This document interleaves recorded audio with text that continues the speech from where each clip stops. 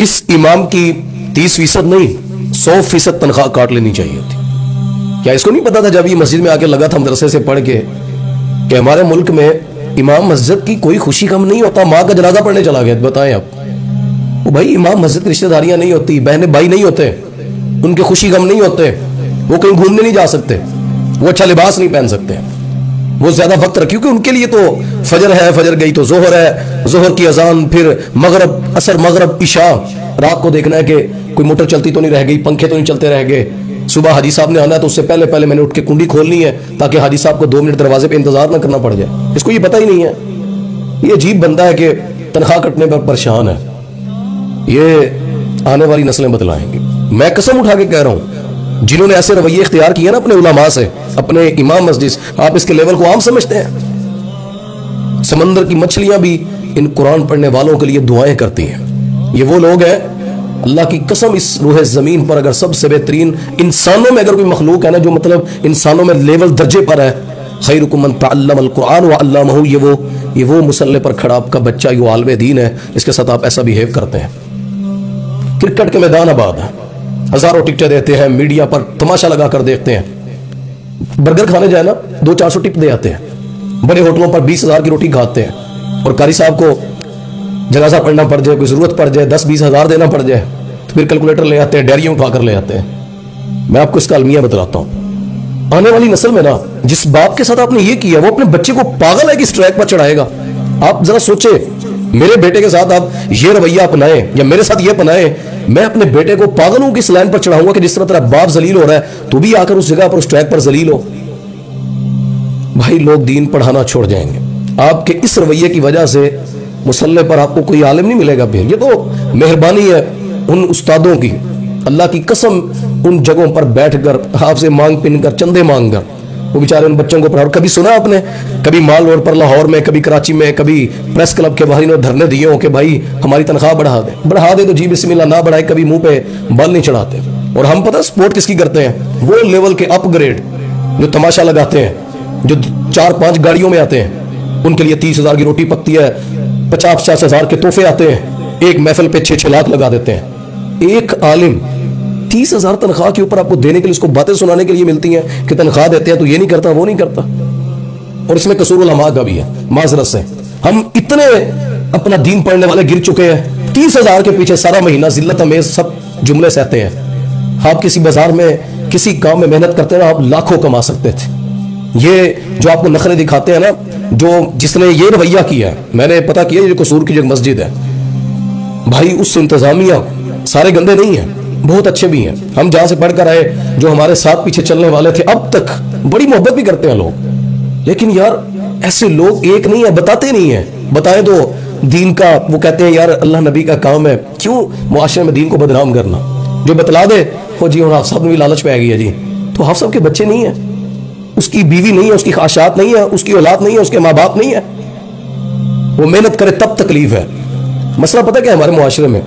हम बच्चे को आलिम नहीं बनाते, दीन नहीं पढ़ाते ना। लोग कहते हैं खाएगा किथों, बेचारे इसका रोजगार क्या होगा।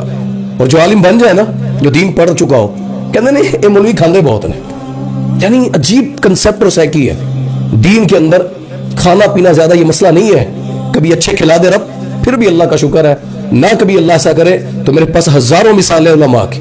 हम तो कुछ भी नहीं है, मुझे तो दुख उसका, मैं इमाम मस्जिद नहीं हूं, दीन की दावत में बस अल्लाह ने दाई बनाया। लेकिन जो पूरा वक्त देता है यार मस्जिद में, आपको तो चाहिए कि उसको उम्रे पर भेजना, उसके लिए उसको गर्मी की छुट्टियों में फैमिली के साथ आपको टूर पर भेजना चाहिए।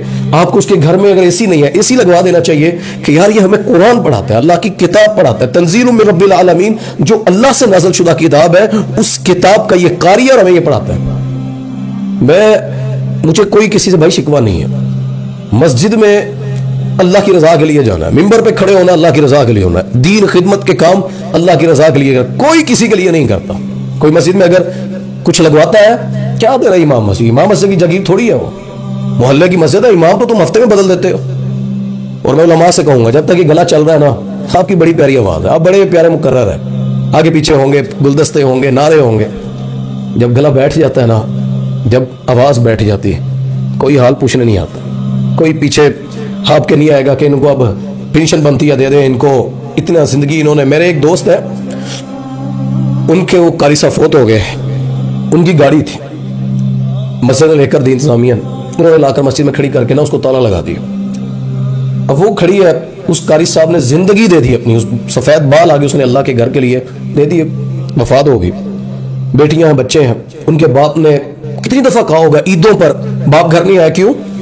वो बेटा मैं ईद का पंडाल सेट कर रहा था, लोगों को घर रवाना करके ही आना था, आखिरी मुसल्ला मैंने समेट कर आना था, बेटियां इंतजार में।